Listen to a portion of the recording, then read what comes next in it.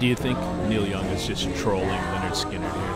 Is that the whole point of this song was? I think that's what's going on.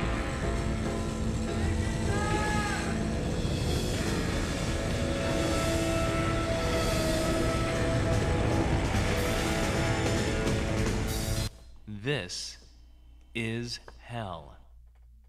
I could not think of a better band to troll than Leonard Skinner, and they're probably really easy to provoke. Manufacturing Dissent since 1996. This is Hell. We stream live at 10 a.m. Chicago time, Monday through Wednesday, here at thisishell.com, and our podcast shortly after at the same place. The world broadcast premiere of all 4 hours of every week's This Is Hell happens on Saturday mornings from 9 a.m. to 1 p.m. on Chicago Sound Experiment, WNUR 89.3 FM.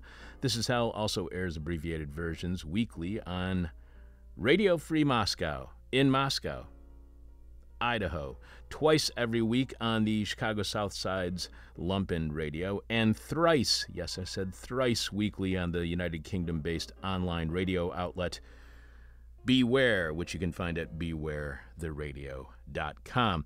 So some of you may remember back in early February, before I became incredibly ill, when we were fortunate enough to have a discussion with Deyanira Navarez Martinez, whose research focuses on the role of the state in homelessness and housing precarity and informality.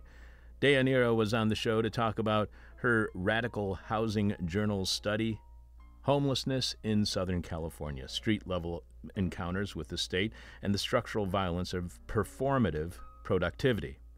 While commending those working to help the homeless on the street level, she also described how their work can become performative, that is, giving the appearance of fighting homelessness, but within a system that rewards what our guest today sees as LA's homeless industrial complex, a complex that is not made to benefit the homeless in any way, but to give the appearance that something is being done about homelessness, that the city is being humane.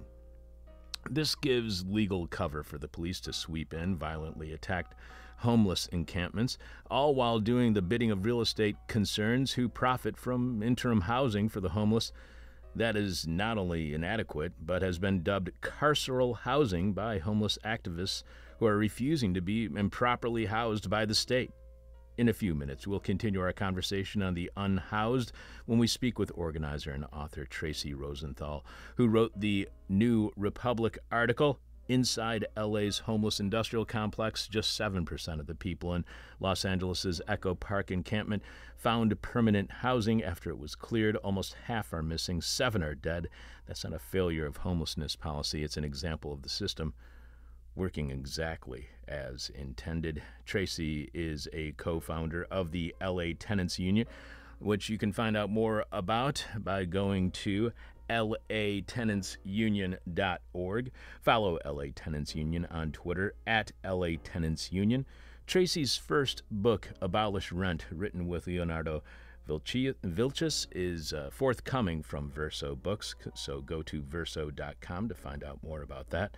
Follow Tracy on Twitter at 2_evils. That's TWO_evils.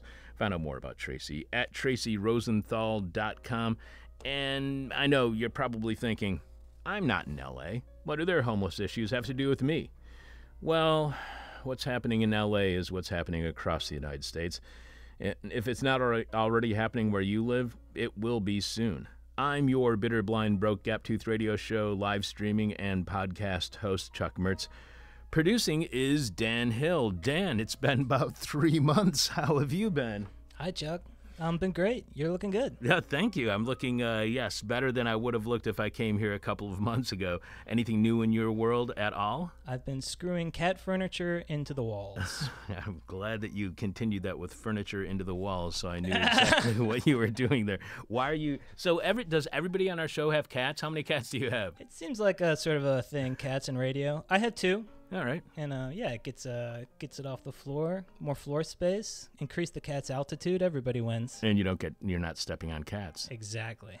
Now, I hate to jinx myself again, as apparently whenever I mention my health on air, something goes horribly wrong with me, or if something has already gone wrong with me, it gets even worse. So I was supposed to begin my first full week back of shows earlier this week, my first full week since being hospitalized in early March.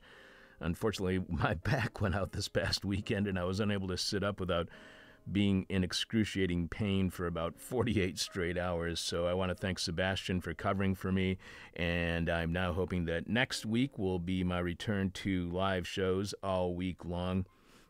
In a schedule, as Memorial Day is Monday, we are doing all new shows next week on Tuesday, Wednesday, and Thursday of next week, live at 10 a.m. Chicago time at thisishell.com, and podcast shortly after at the same place. Our weekly Patreon podcast exclusively subscribers will be on Friday of Memorial Day week, also live at 10 a.m., but only at patreon.com/thisishell, where it is also podcast shortly after. Then finally, after Memorial Day week, we are back to our regular Monday, Tuesday, Wednesday, thisishell.com schedule with Patreon on Thursday. And if you thought that was annoyingly detailed and complicated, wait until you hear our upcoming calendar events at the end of today's show. So heads up on that. But more important than whatever the hell is wrong with me, Dan, what is this week's question from hell for our listening audience? This week's question from hell is, what new pandemic is distracting you from the ongoing pandemic? Can you have just a personal pandemic of diseases running through your body? Sure seems like it. Because, yeah, I think that's what I got. The person with our favorite answer to this week's question from hell wins your choice of whatever This Is Hell swag you want. The This Is Hell t-shirt, the tote bag, the face covering or the face mask, the coffee mug, the This Is Hell guide to the 21st century flash drive, the trucker's cap, the winter hat. You can see all of our merchandise right now at thisishell.com when you click on support, where you can contribute to completely listener-supported This Is Hell. Remember, without you, we got nothing, so thanks to all of you for your amazing support. And thanks this week goes out to Alex B., who was very generous, incredibly generous, unbelievably generous in his support for This Is Hell while I was in the hospital. So thank you, Alex. It's truly appreciated. And when I found out about your support, it did give me a smile on my face for one of the few times when I was laying in a hospital bed wondering when the hell I'd be discharged. You can leave your answer to this week's question from hell at our Facebook page, facebook.com/thisishellradio, or you can direct message it to us via Twitter at thisishellradio, or you can email it to chuck@thisishell.com, but we must have your answer by the end of this week's show when we are announcing this week's winner, following Jeff Dorchin and the Moment of Truth. Dan will be sharing some more of your answers to this week's question from hell following our conversation with Tracy on the increasingly cruel and inhumane treatment of the unhoused in Los Angeles. Again, the question from hell is, what new pandemic is distracting you from the ongoing pandemic? Brave enough to be streaming live, dumb enough to be goofy, stupid enough to think that we could be a regular part of your weekly hangover. This is hell. And Dan, I believe you have this week's hangover cure. I do. This week's hangover cure is Sunday brunch. Oh, man, I kind of hate that hangover cure. In 2012, The Gothamist ran an article headlined, "Yep, brunch really was created to cure hangovers." The Gothamist reports, brunch was first coined by English writer Guy Beringer, who suggested a new meal served around noon that starts with tea or coffee, marmalade, and other breakfast fixtures before moving on to heavier fare on Sundays to beat the old hangover blues.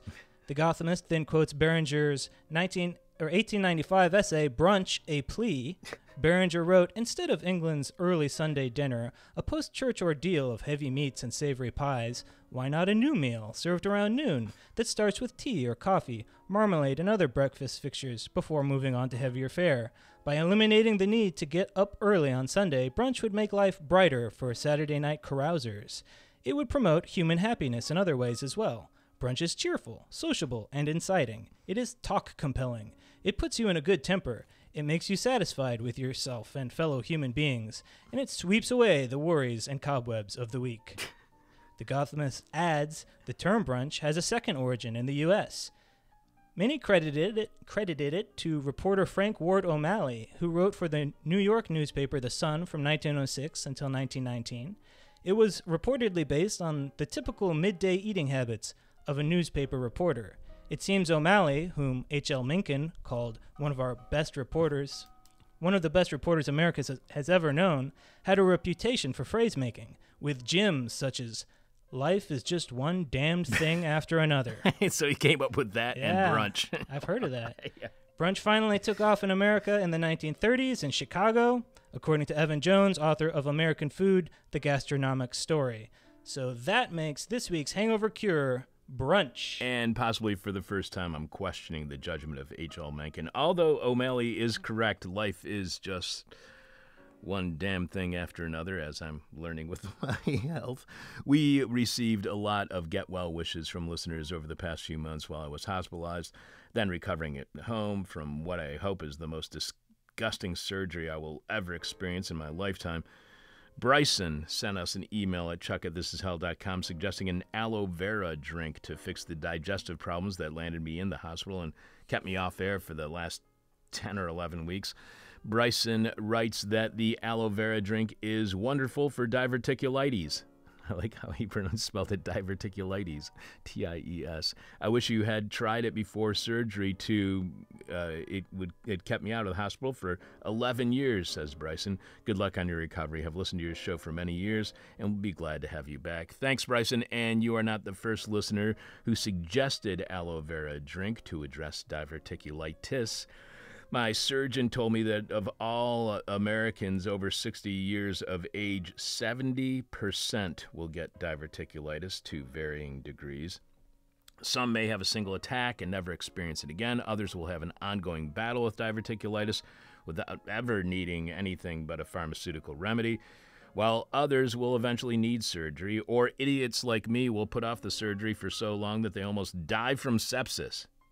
But it gets worse. Medical experts still do not fully understand diverticulitis. In fact, the science is changing so often that the way it's dealt with today is nothing like the way it was dealt with only 5 or 10 years ago. So you all got that to look forward to in your future. Of course, there is a preventative cure. Eat 35 grams of fiber every day, something my surgeon told me he tried, and he described it as freaking impossible. We will have more of your emails following our conversation with Tracy. Coming up, the dangerous, inhumane, and cruel world of homelessness in Los Angeles. We will have more of your your answers to this week's question from hell, which again is, what new pandemic is distracting you from the ongoing pandemic? We'll also have This Week in Rotten History and, like I said, more of your emails. Live from the United States, where capitalism is the virus, this is hell in Los Angeles. The pandemic gave the unhoused a bit of a respite from brutal police crackdowns, offering them a brief glimpse of freedom, an opportunity to build community and find camaraderie amongst each other. Before the virus waned and the inevitable happened, the cruel, inhuman policy toward homelessness reared its ugly head again.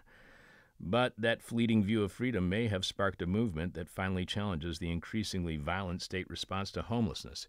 Here to help us have a better understanding of the unhoused in Los Angeles and what they are facing and what the unhoused are facing likely across the United States, organizer and author Tracy Rosenthal wrote the New Republic article, Inside LA's Homeless Industrial Complex. Welcome to This Is Hell, Tracy. Hi, thank you so much for inviting me. Tracy is a co-founder of the LA Tenants Union. You can find out more about the LA Tenants Union at latenantsunion.org and follow them on Twitter at LA Tenants Union. Tracy's first book, Abolish Rent, written with Leonardo Vilches, is forthcoming from Verso Books, so look for that in the near future. And you can follow Tracy on Twitter at the word 2_evils, 2_evils, and find out more about Tracy at tracyrosenthal.com. So you start your article writing about Gustavo Atzoy, who emigrated from Guatemala to Los Angeles at 17, where he was held in immigrant detention for nearly 3 weeks. On his first day free, he explored Echo Park Lake, 16 acres of grass, paths, and palm trees, an expansive body of water, a pristine view of the downtown skyline. Nearly 40 years later, now a U.S. citizen, Atzoy found himself heading back to the park, but now, as you explain, he was homeless, and we'll get to the circumstances in a moment. You had, by the time Adzoy arrived in June 2020, around 60 people had already established themselves as residents of the park, living in tents on the west side's grassy incline. The pandemic had prompted the CDC to issue an unprecedented recommendation: allow unhoused people to remain wherever they are without recurring move-along orders or police sweeps. Park residents enjoyed a rare taste of stability and the freedom that comes from being left alone. Here in Chicago, let's start there. Here in Chicago, homeless encampments have been attacked of late. They've been lit on fire. Of course, this is not unique to Chicago. This is happening all across the United States, unfortunately. But is there any evidence, Tracy, that you found that the pandemic caused not only lenience by law enforcement, but potentially more aggressive and violent acts against the homeless by those who are not in law enforcement? Did violence, just not from the cops, but just from the public, increase during the pandemic?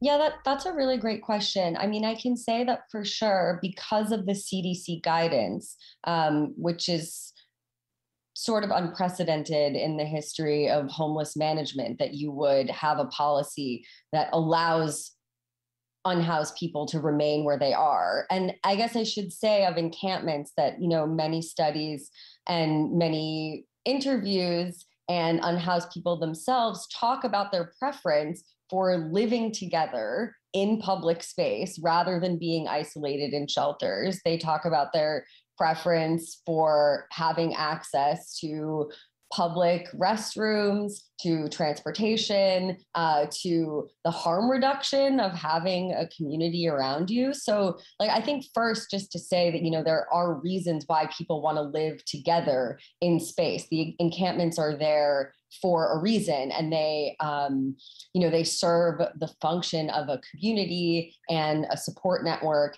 and providing people with homes when they don't have an indoor place to live. And so these refuges basically are in the context of cities that are being increasingly used for the accumulation of capital and not for places for people to live. They're increasingly seen as like an obstacle to that process, and they're associated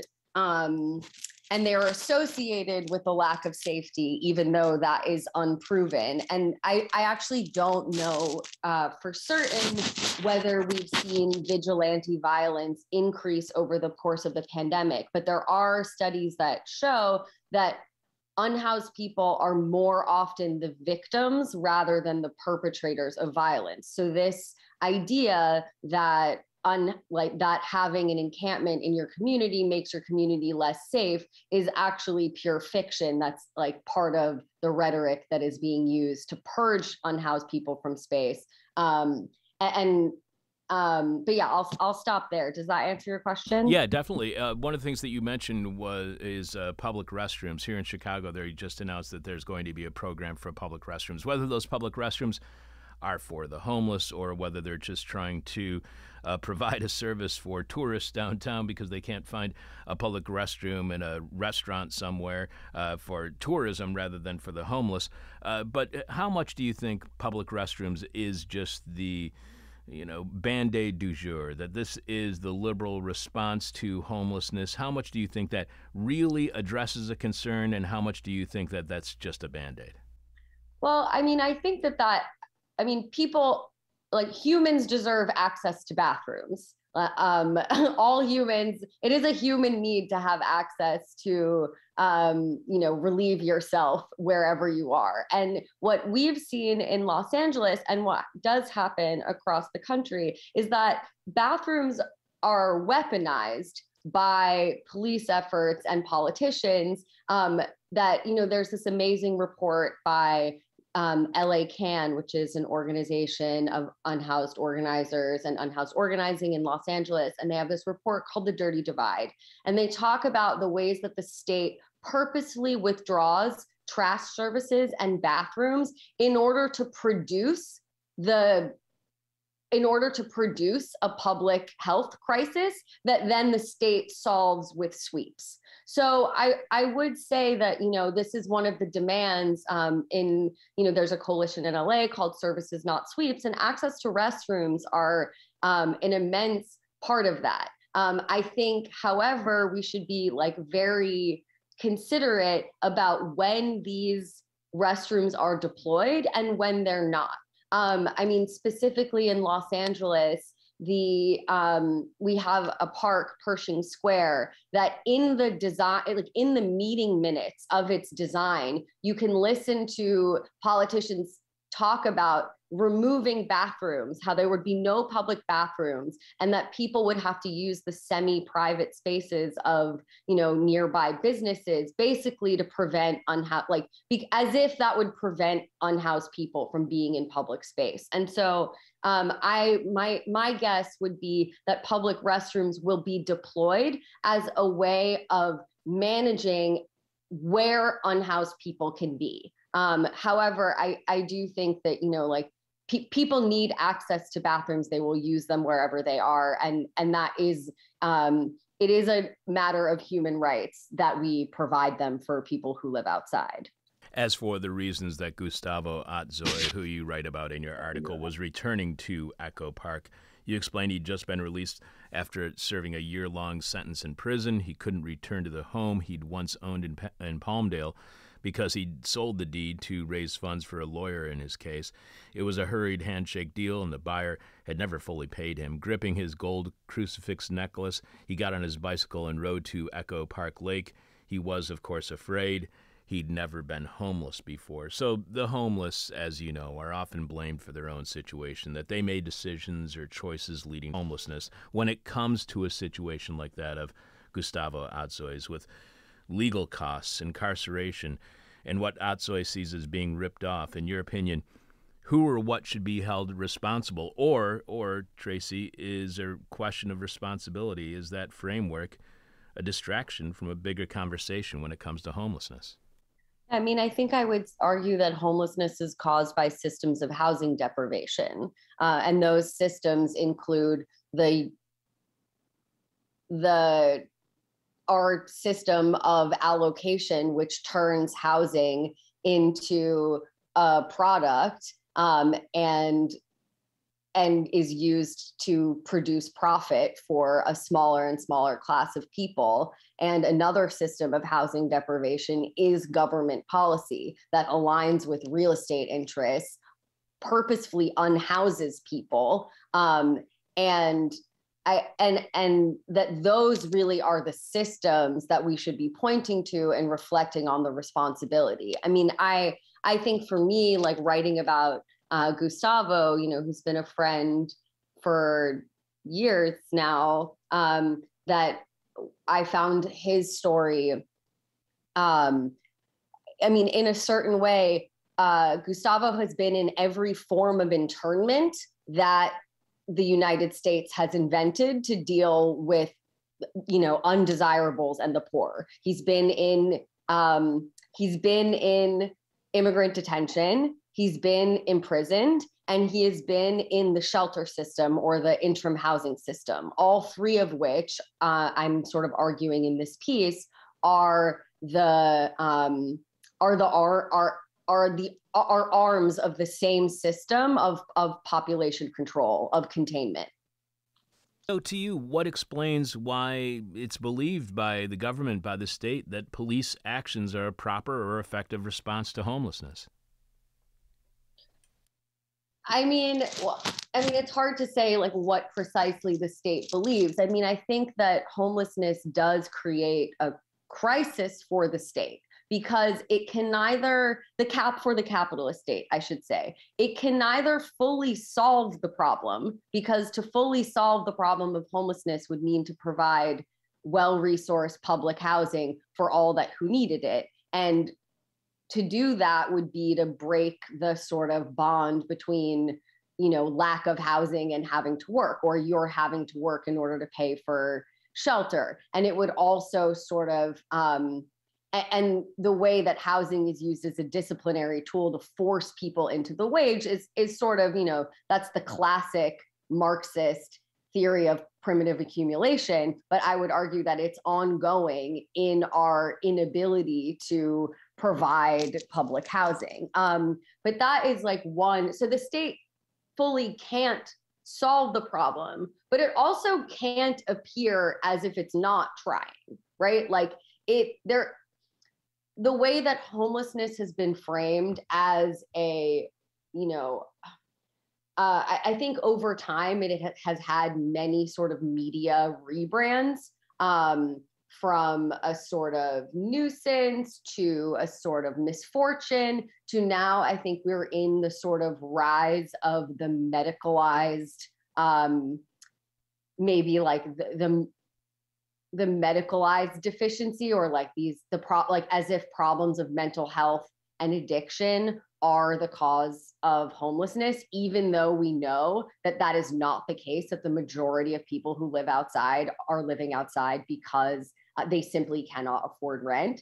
And so like while it's true that we've gone through different phases of how we think and talk about homeless people, like the state has made different attempts over time to address this, like more or less successfully. And I would argue that, most recently in California, we've seen Gavin Newsom's attempt to revive conservatorship laws, which basically allow them to jail an unhoused person against their will, make them into a ward of the state, and submit them to forced treatment. And all this using something that they're calling care courts, right? So I think, one of the things that we could talk about that I find so interesting is that most of these incredibly carceral and violent responses to homelessness are happening within the context of liberal cities. So the liberal response is the paternalism of services, which are framed as for people's own good. And I think that this has extended so far that conservatorship laws will literally take somebody into custody for their own good. And there are many different kinds of schemes, like this idea of service resistance that is like very popular in state rhetoric about unhoused people's relationship to going into shelters, and as if their resistance says more about their mental health than the conditions of what's inside. So this kind of like medical turn is really being weaponized by liberal cities specifically to jail people for their own well-being. And I'm also thinking here too of my friend Empty, who lives outside, who says, like the services aren't for unhoused people. They're for housed people to feel like something is being done. And that I think their read had really shaped, the way that I looked at all of these policies, and thought about how this system, like, what if this system is simply its effects, not the PR of its effects, but its literal effects. Yeah, I couldn't help but think about the idea of humanitarian militarism and how that was such a focus back in the late 90s, and how this seems to be another version of liberalism being applied to policing, a kind of humanitarian policing, but both constitute force against those who you are trying to supposedly help, which seems very contradictory. And you write that the Los Angeles Police Department and representatives of the mayor, the city attorney, and the council district all took meetings with a new coalition of nearby home and business owners in the Echo Park area called Friends of Echo Park Lake. Ayman Ahmed, who moved to the park in the fall of 2019, said at the meeting detractors didn't see there, as Ahmed described it, common humanity with unhoused people, or a kitchen for people who are trying to cook who have nowhere to cook. They saw, again, citing Ahmed, dirty people. They don't count the same as them making their areas dirty. So, is there a common humanity between the home and business owners and the homeless? What do local home and business owners share with the homeless when it comes to any common humanity? Why is it so difficult to find that common humanity? Yeah, I should just say, like, just to back up a bit and give some more context, right? So I'm talking specifically about one spectacular sweep of a long-standing encampment in a park in Echo Park Lake. It maybe grew to about 100 people at its height, and people had been living there since before the pandemic started, since the fall of 2019. And the kind of political conflict that I think that it really showed is, I think really gets to your question, which is, who the state is aligning with as a quote unquote stakeholder for the policies that they invent, and who is sort of cast out as basically, not even ignored, but is treated as a literal obstacle to the practices and the policies that are that benefit real estate and homeowners and business owners. So I would say that this is an instance where homeowners and business owners have collaborated, that the state collaborates with them for the goal of raising property values, of bringing rich people to the area, of courting real estate investment, so that cities can grow, so that they can expand their tax bases. And this has made for an alliance of real estate and the state that I think Sam Stein very eloquently calls the real estate state. And I think what I say there, that the way that police, politicians, from the mayor's office, from the city council's office, they all took meetings with homeowners in the area. And the entire time, the community of unhoused residents at Echo Park had been requesting the same treatment, and they were refused it.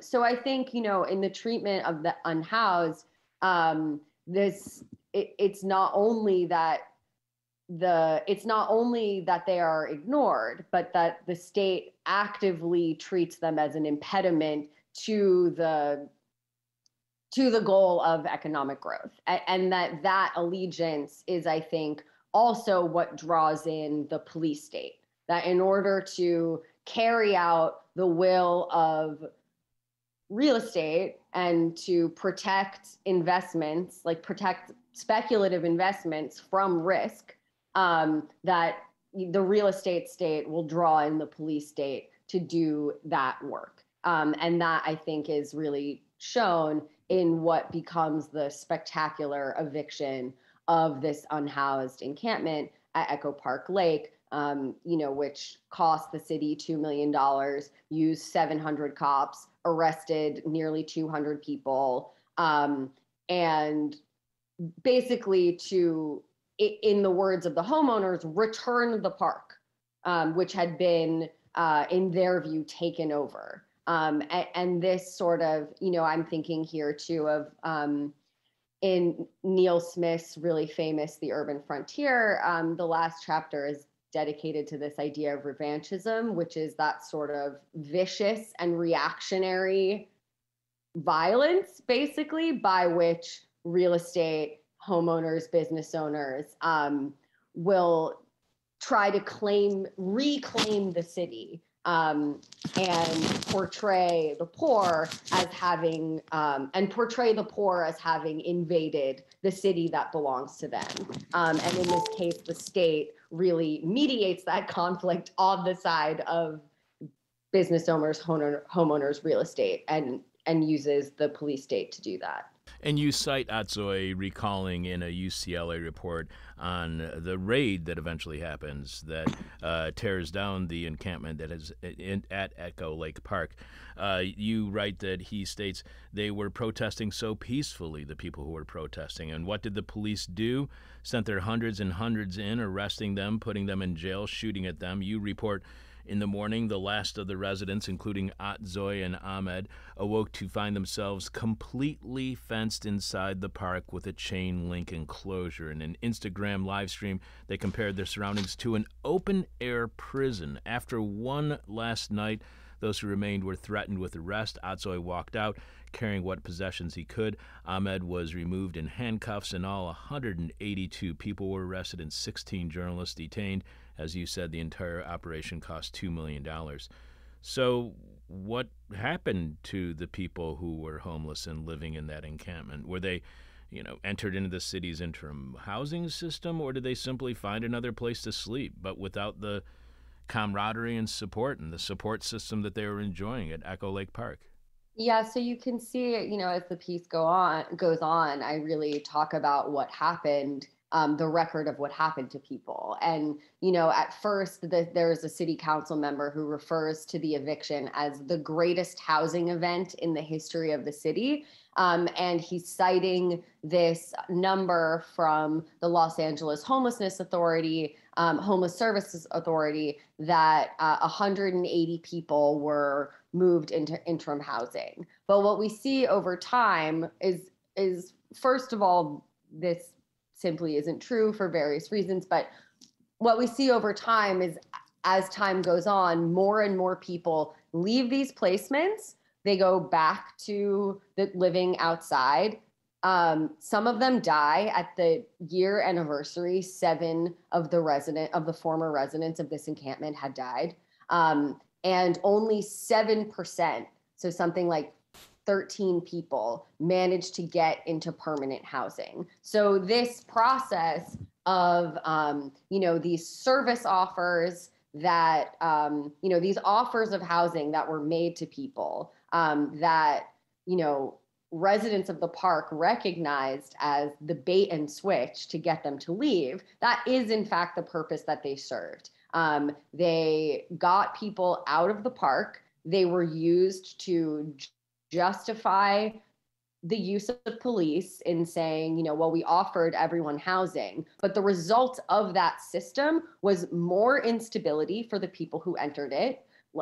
A lot of people experienced the trauma of being evicted from that system. They lost their autonomy within a system that denies you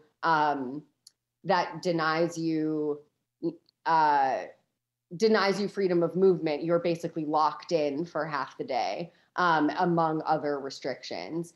And I think that, it's important, when I'm saying that like they compare their surroundings to an open air prison, I think for me, it's really important for us to understand that kind of like system of rightlessness that exists for the unhoused people, both indoors, like when they enter an interim housing system, and outside. So when they're outside, unhoused people are subject to a host of criminalization, which, is basically a dance between constitutionality and criminalization, that cities will simply legislate inhumane laws that then have to be, injuncted by the courts. But yet this system of rightlessness is produced outside, and they're subject to an incredible amount of policing, surveillance, and instability and violence by the cops. And then inside, the treatment is the same, right? That they are subjected to lack of autonomy. They don't have the same rights as a tenant would have. They don't have tenant rights. They're entered into these interim housing programs as participants in programs, and rather than tenants. They can't have guests, pets, or personal belongings more than fit in one trash bag. And I think that, for me, really just showing that system of rightlessness is total, that to be unhoused is to fall outside of rights as of human rights as we understand them. Do you think housing services need to be punitive to get any services for the homeless at all? Is that the political predicament we are in right now, that there may be those who want to genuinely help out the homeless, but the only way that you can get anything passed, the only way that politicians will allow for any kind of services for the homeless is to have a measure of punitive punishment for those who are involved, those who are homeless? Yeah, I mean, I think that that's an interesting question, right? And this really comes from like a history of how we deal with public benefits, right? Like I'm thinking here of the and the production of this concept of like an undeserving poor. So most social services are made humiliating as a disciplinary tool. And those things have been basically connected. I mean, the first shelter system in Los Angeles was built in the city's jail. Like that is just the history of homeless management we have. But that disciplinary apparatus being attached to public benefits, that is broader. I mean, that is true of welfare. It's true of public housing. It's true of many public benefits, as benefits had been sort of separated from entitlements along the lines of race and class. And so I think that is like your question is like, in some ways that is, it's a question about, the American system of social wage, and how we imagine the social wage, and what we think it should do or can do, and like the ways that it has been, weaponized and denied to people, and used as a disciplinary tool for people failing to succeed at a capitalist system in which it is impossible to succeed. So I think that's one answer to the question. I think the other is to say, like one of the things that I'm interested in is, again, rather than asking about the state's feelings, simply say, like, what is it doing? Like these carceral programs are so expensive. There's, $70 million a year for encampment sweeps. Their shelter beds in Los Angeles I think the budget is $700 million. I write about tiny homes and safe sleep sites. Tiny homes are these prefabricated sheds that are sleep two people and are smaller than the American Corrections Association standards of a prison cell for one. And safe sleep sites are basically tents that are fenced and subject to 24-hour surveillance. And both of these programs cost $3,000 per person per month.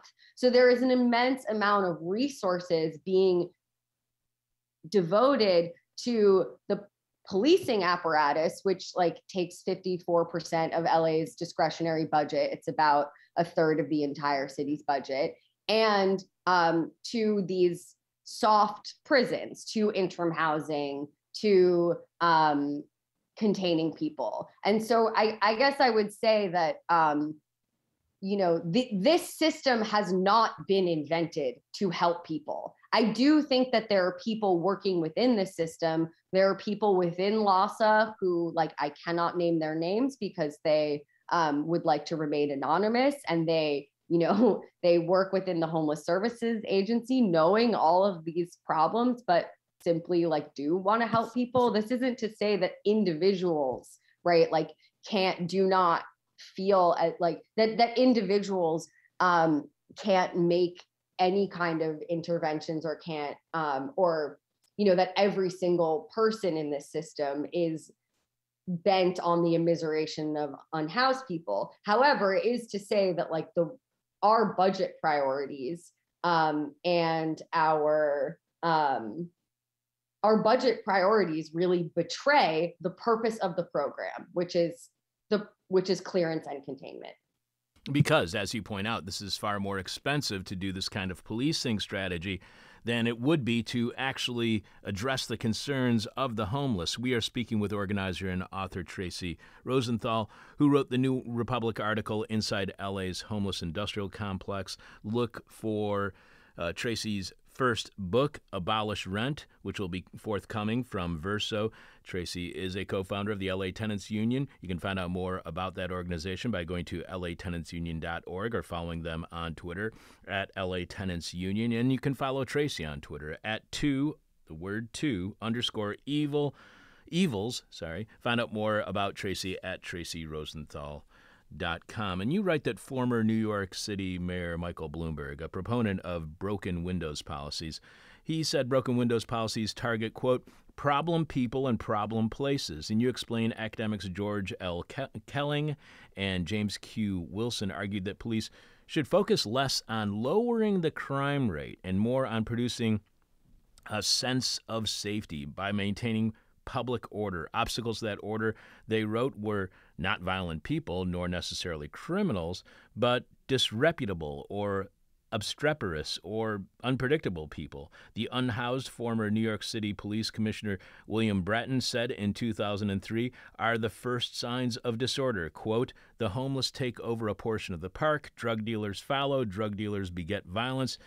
It then begins to affect the whole business area and businesses begin to die. So a sense of safety, public order without businesses beginning to die is broken windows about giving the appearance of safety more than providing security. And is broken windows for the homeless, I guess this is my more important question, is broken windows for the homeless out of sight, out of mind? Is the police strategy and the state strategy about forcing the homeless to go unseen? Mm-hmm. Yeah, I mean, that's a great question. And I think just, the reason why I'm talking about broken windows in this article is I'm saying I wanted to sort of figure out what is the policing strategy that is being used that puts unhoused people as basically, like a canary in the coal mine of crime. Right. So you have William Bratton, who is the police chief who moves from New York to Los Angeles and back to New York as the proponent of this policy called broken windows, which we are still living with to this day. And under this view of policing, it doesn't matter what the crime rate is. It matters if basically rich white residents feel safe.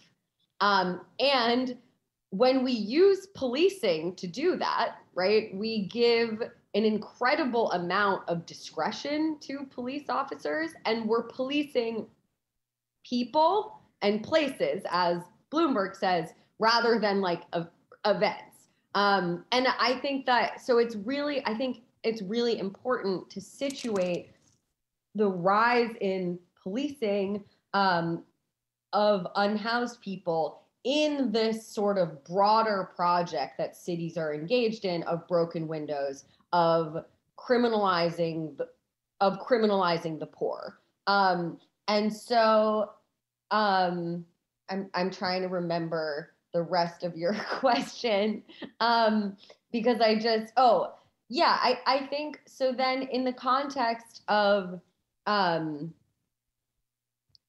context of broken windows, cities are relying on police officers to produce this amorphous sense of safety, which is really a mitigation of risk for, real estate investment. And I refer in this piece to the police as the shock troops for investment. And I think that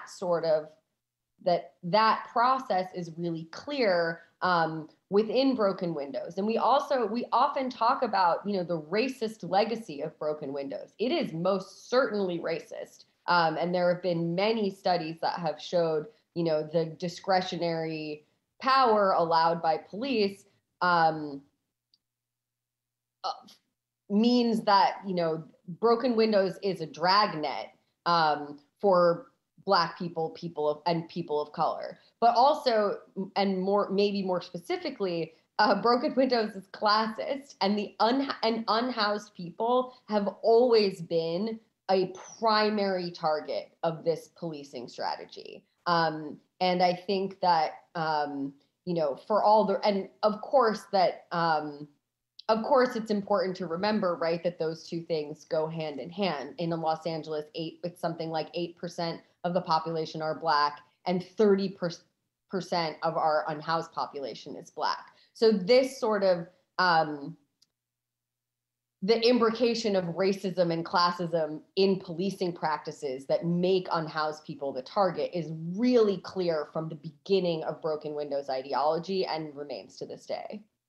And you point out that of the laws regarding sitting, lying, or eating in public, which have all been made illegal, as you point out, in the first 10 months of the Safer Cities policy, a new reform that the city of Los Angeles had come up with, the LAPD made 7,428 arrests and issued 10,342 citations in Skid Row, many for jaywalking, and others for violations of this Section 41.18 of the law, 1968 Municipal Code, that makes it a misdemeanor subject to fines or imprisonment to sit, lie, or sleep in or upon any street, sidewalk, or other public way.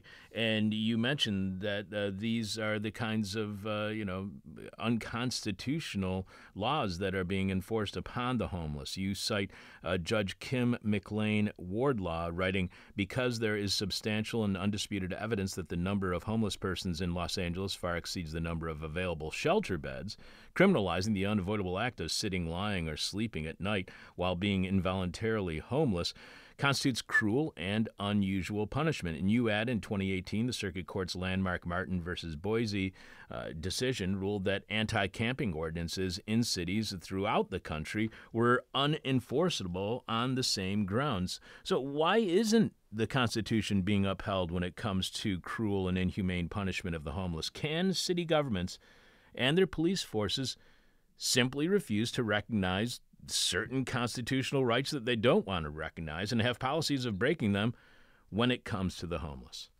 Yeah, I mean, I think that, basically, as I said, it is Los Angeles, the Los Angeles policing strategy and the,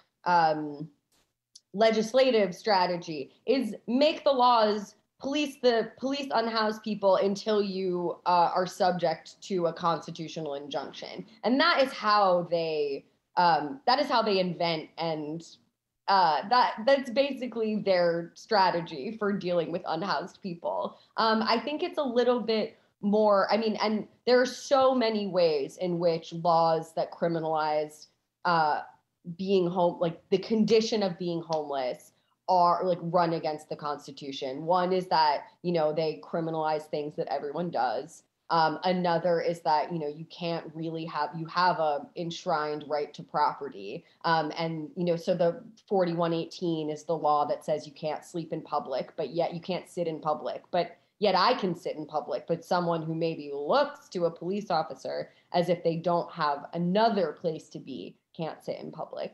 And then like 5611 was a law that was invented to basically empower the police to take unhoused people's belongings if they had so-called too much stuff, which was then ruled unconstitutional. And now they've basically reinvented 4118 and said, oh, it's not a blanket for everyone. It's just at these specific areas, right? So they're basically, there are so many ways in which the state produces a state of rightlessness for unhoused people over and over and over again. But then I will say that one of the reasons why I'm writing about that constitutionality here is because also something even more sinister is happening, which is that those two landmark decisions in Jones versus New York and Martin versus Boise are about tying anti-camping enforcement to the availability of shelter. They don't simply say, it is cruel and unusual punishment to ticket someone, arrest someone, jail someone for sleeping outside, period. They say it's cruel and unusual to do that if there isn't another place for people to go. So what cities have done is rather than accept the injunction against their violation of human rights, they have expanded the shelter system. They have invested an immense amount of resources and time in providing those quote unquote alternatives. Of course, those, as we know, of especially congregate shelters, these are some of the worst places on earth. They are known for noxious living conditions. There's no privacy. They're really famous for not only COVID, but tuberculosis outbreaks. And cities have invested in the shelter system as a way of legalizing enforcement. And so that is kind of the legal environment that I'm pointing to here. And basically in order to say that production of rightlessness is the point. You also point out that though homelessness is as old as the country is, the interventions of Reagan's administration, since upheld by bipartisan consensus, at once cemented it as a feature of American life and shaped what the government is prepared to do about it. From 1981 to 1989, the housing and urban development budget was slashed by almost 80%, turning public and subsidized housing into the housing of last resort, allocated not by eligibility, but by lottery. So tax cuts led to homelessness. Do you believe Americans are fine with that? If it means they pay less in taxes, they do not mind if other Americans are homeless?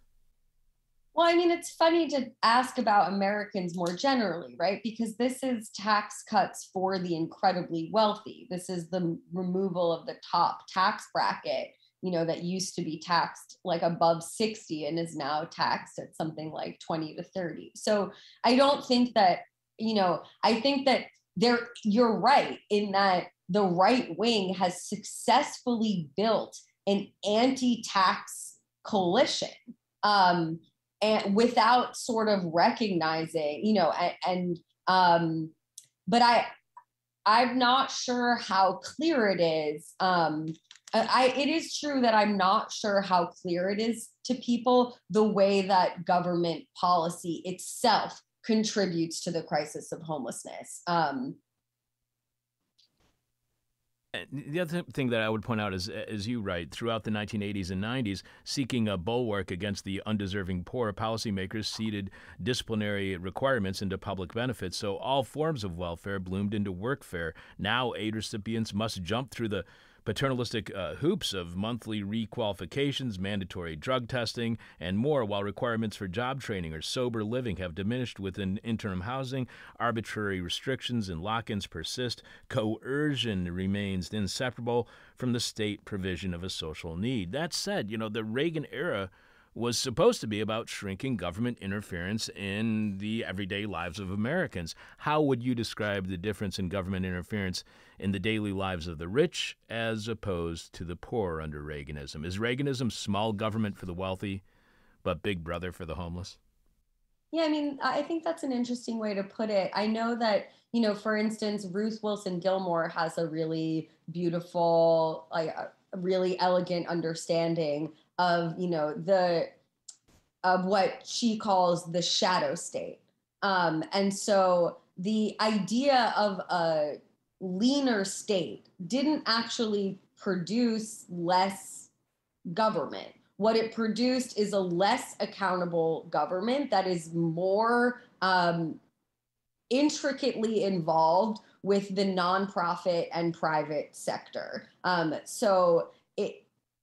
I think that, in the context of policies for the homeless, what I talk about as the homeless industrial complex is really the sort of shadow state mirror to the abandonment of of unhoused people by the federal government. And so what balloons is this kind of Baroque system of public-private partnerships of, in Los Angeles, all of these interim housing locations are managed by nonprofits. They are funded through grants. There's a host of sort of complicated bureaucracy that goes into these stopgaps. And so I would say that kind of shadow state, right, that is, some people refer to as the nonprofit industrial complex, is really the result of the withdrawal of the withdrawal of the state at its face, and then in its wake, in its shadow, is the expansion of a state apparatus that simply, I'm sorry to use this metaphor, but like a human centipede, like enwraps all of these other projects within it.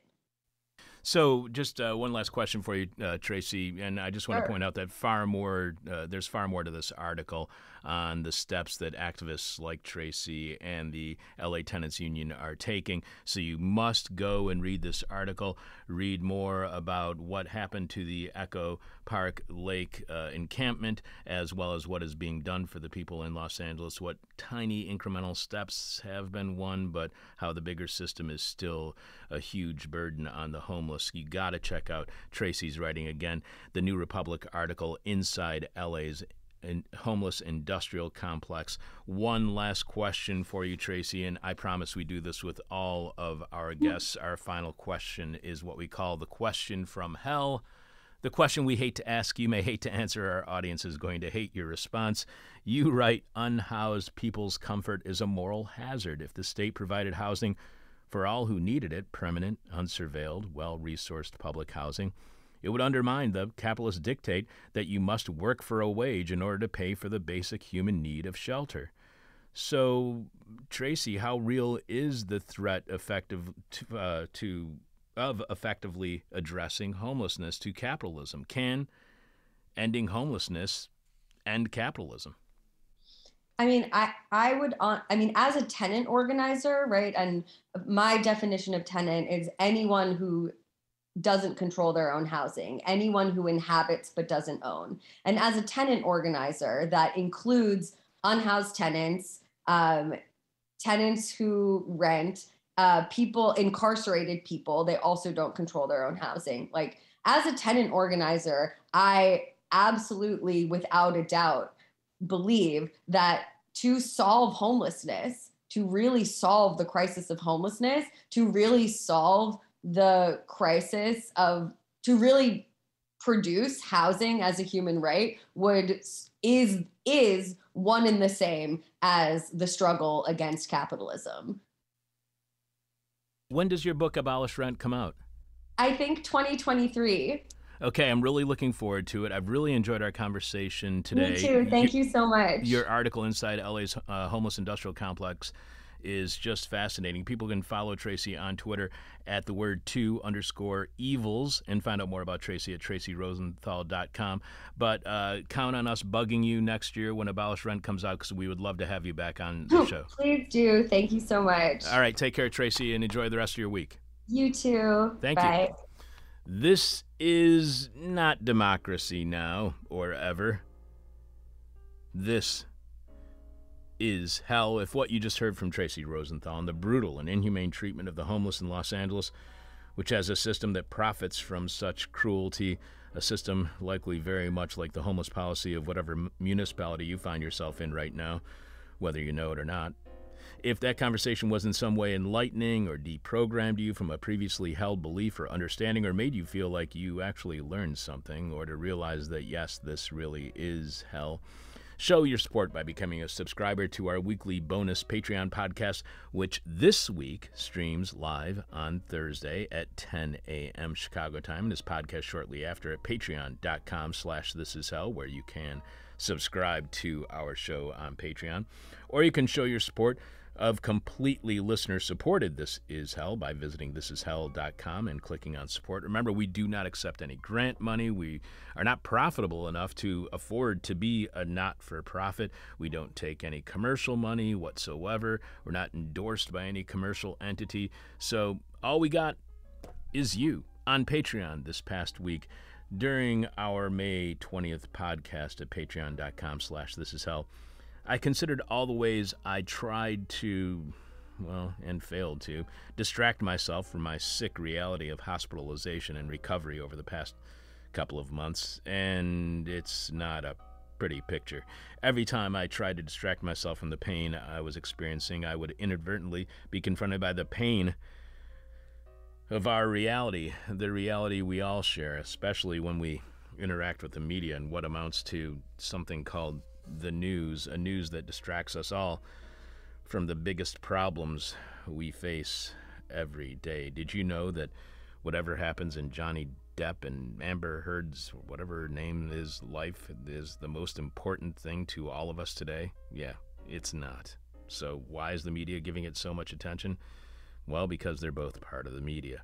On Patreon, we've also been sharing interviews that, well, to be honest, I completely forgot happened. I didn't even remember that these existed. But if you are not a Patreon subscriber yet, over the last 3 weeks, we have played interviews from 2007 and 2008 that provide what is very much needed context, 15-year-old context of what is happening and has been happening in Ukraine over the past few months while I've been out sick. First, we played an interview with the former First Deputy Foreign Minister of Estonia, a nation that was very concerned about the potential for Russian expansion and the potential for Western provocation of that Russian expansion. Rain Mullerson, who was on in 2008 to talk about his OpenDemocracy.net article, The World After the Russia-Georgia War. Rain pointed out how back then the U.S. and the West had shifted from a policy of assimilating Russia into what it saw as a liberal democratic market state and aligning it with the Washington Consensus to a Cold War-like containment policy toward Russia by expanding NATO to Georgia and eventually Ukraine, announcing plans to erect ballistic missile defenses close to Russia's borders and vying with Russia over the route of energy pipelines. So that was right when the Russia-Georgia war was ending.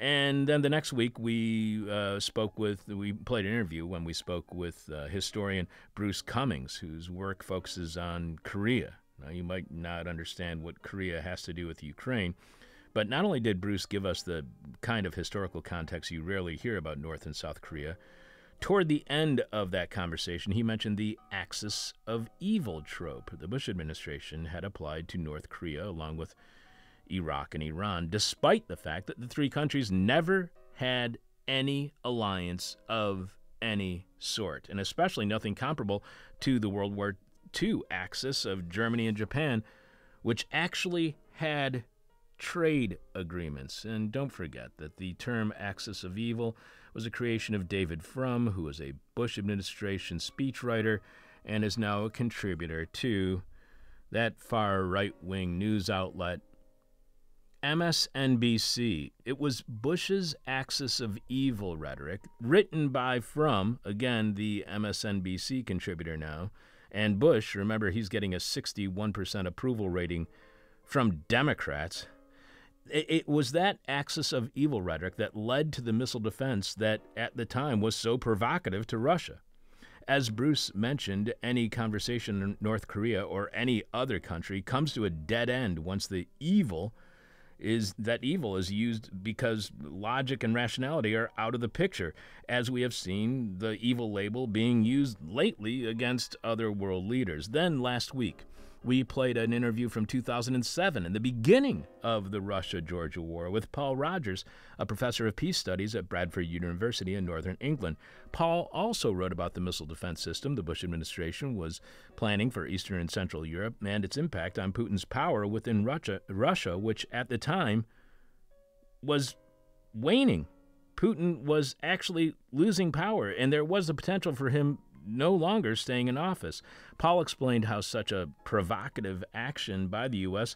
would reinforce Putin's view that the West was a threat to Russian security and rally support around him just as Putin was becoming increasingly unpopular, which is what happened. Putin would actually, as Paul and Rain predicted, use the missiles for his own political advantage.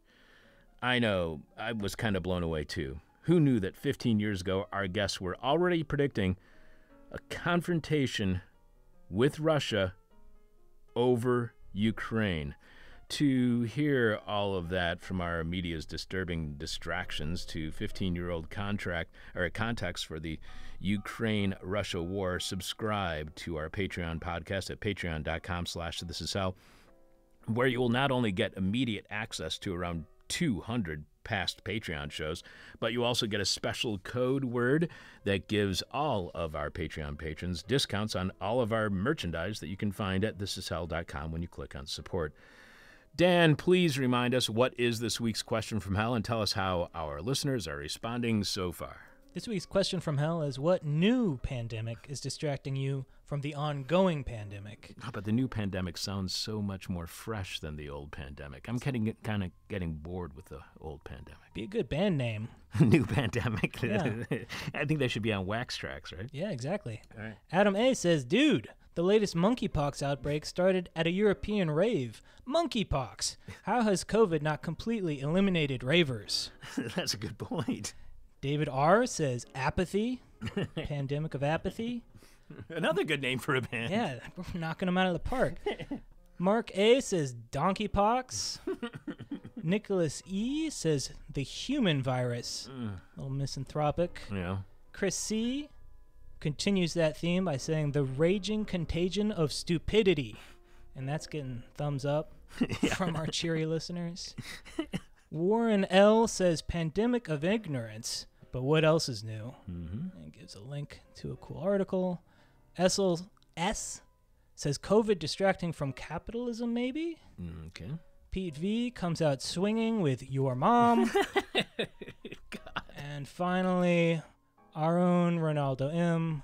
says vocal fry. That is a pandemic. Vocal fry. That's about it. If you really hate vocal fry, I strongly suggest you stay away from the Drew Barrymore show, because I think that's basically what that show is. Yeah, it's weird to see her just coming over on the air television. Yeah, it's very disturbing. Very disturbing. It's time for, and that is the most disturbing. Actually, there's several of those shows. What is it? I can't even remember the other people. Tamron. There's a new show called Tamron. Kelly Clarkson show. Is that right? Oh, they're really brutal. They're like QVC shows, except they're on regular network. It's the most bizarre and disturbing stuff. I can't get through a minute. I try to watch just because I'm so disturbed. It's like Andy Warhol's traffic accident photos. Yeah. I kind of want, and I can't make it through more than 90 seconds without wanting to kill myself. It's so weird, all these people succeeding. You look away for a second, and then they're Tracy Flicks raising to the top. Exactly. It's disturbing. It's time for nasty, gnarly, nauseous, naughty, nerdy, icky, drippy, sticky, goopy, gloppy, globby, gory. This week in Rotten History on May 25th, 1928, 94 years ago Wednesday, the Italian engineer and explorer General Umberto Nobile ran into trouble in the Arctic, and to be honest, who hasn't? Nobile had convinced the Italian fascist government to finance the use of a semi-rigid hydrogen-filled dirigible to map unexplored areas of the far north, including the most extreme regions of Russia and Canada. And as this is rotten history, I do not have high hopes for the sustainability of that dirigible. After Nobile's plan to explore the far north with his blimp, he planned to take the airship all the way to the North Pole.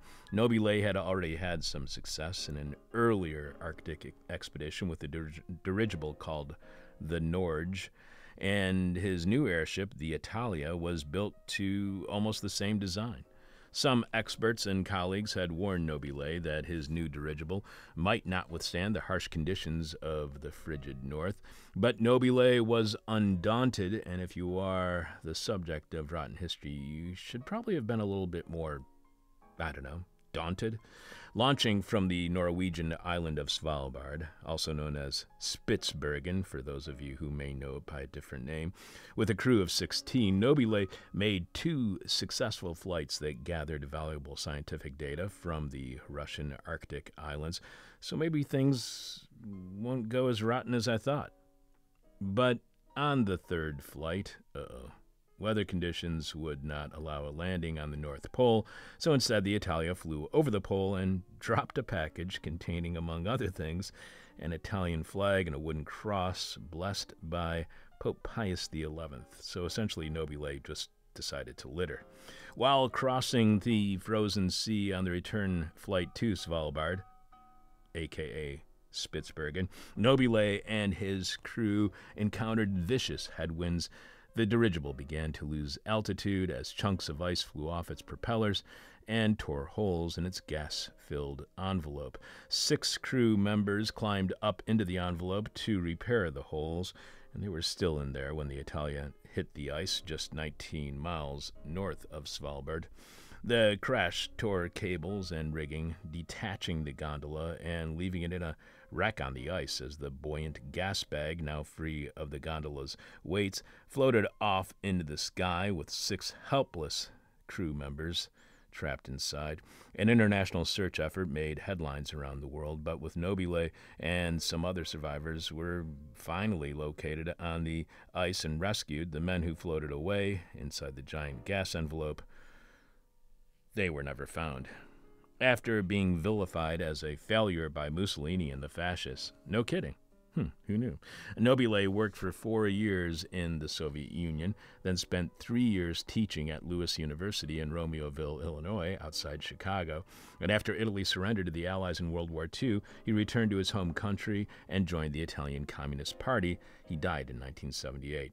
So that had some twists I did not expect, and you gotta wonder, what was Nobile doing in the Soviet Union after the Italia disaster? What did he teach at Lewis University? And was he a communist all along? I have no idea. All I know is that's rotten history, and this is hell. Dan, do you have any idea of who our next guest this week will be? Yeah, you bet. Tomorrow we're going to have anthropologist Dominic Boyer, who wrote the NEMA magazine article, Why We Have to Give Up on Endless Economic Growth. And we'll also have an all-new Moment of Truth with Jeff Dorchin. This week, Jeff incubates live on the air. Ooh, gross. Right? That's disgusting. It's pretty nasty. That's I know. what he told me to say. I'm so glad that we have an incubator here. Yeah. I really want to thank all of our listeners for that incubator fund drive that we did. You can find out more about Dominic at dominicboyer.org, and you can follow Dominic on Twitter at Dominic Boyer. Also, he was supposed to be our guest on March 7th when I had to cancel the show because I had an emergency appointment at the doctor's office due to what ended up being a condition that needed emergency surgery. So we've rebooked Dominic because that article really blew me away at the time, and it's a conversation I've been wanting to have about how we're all so inundated with the propaganda of capitalism, with the propaganda of prioritizing profits over people. So definitely tune in for that. You can email us at chuck@thisishell.com, direct message us via Twitter at thisishellradio, or message us via Facebook at facebook.com/thisishell. Shortly after making my first appearance back on the show following my hospitalization and surgery, this is back in early April when all I did was come on the air to tell people, give people a little bit of a health update, Francesco T. got in contact with us. Now, Francesco is a listener. He's been a listener for a while. He is of Italian descent. He spent a lot of his life in Italy. He moved to the United States and was a cook, if I remember right, in Portland, Oregon, decided he had enough of the U.S. and went back to Italy. But on his drive back from Portland, Oregon to his folks' place, if I remember right, in Pennsylvania, he went out of his way to come here to Carrie's Lounge, 2251 West Devon Avenue, to join us for This Is Hell office hours. Has to be like 6 or 7 years ago now. But a listener who is going to Italy, fleeing the United States, fleeing Portland, Oregon, actually drove out of their way to come here for This Is Hell office hours. And it's something I'll never forget. So thank you, Francesco. So Francesco writes, "It's an amazing power that you have. Dear Chuck, to hear your voice back on the air despite all the pain and difficulty was an affirmation that life, like beauty, persists, resists, and insists no matter what, even in hell. I'm sending all that I can in terms of good vibes and prayers and all those things. But what is more solidly real, perhaps, is the depths of gratitude that I have for you, for how gloriously and generously you battle against ignorance, indifference, or even the death cult psychopathy that seems to guide society at this time. Damn, I wish we were neighbors. I would love to help however possible.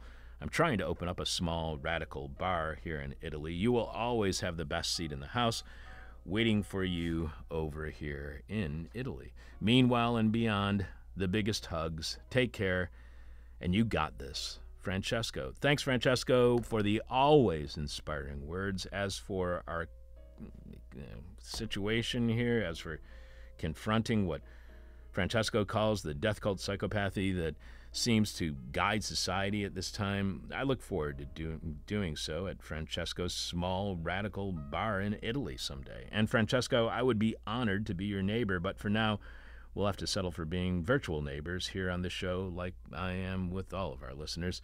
And one more email before we go. This one is from John C. John writes, I'm glad you are on the mend, Chuck. I wanted to write something more profound, but I guess that isn't my strong suit.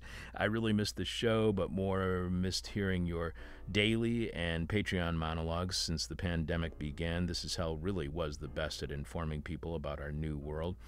All my best, and I hope for a speedy recovery for you. John. Thank you for the kind words, John, and all our listeners.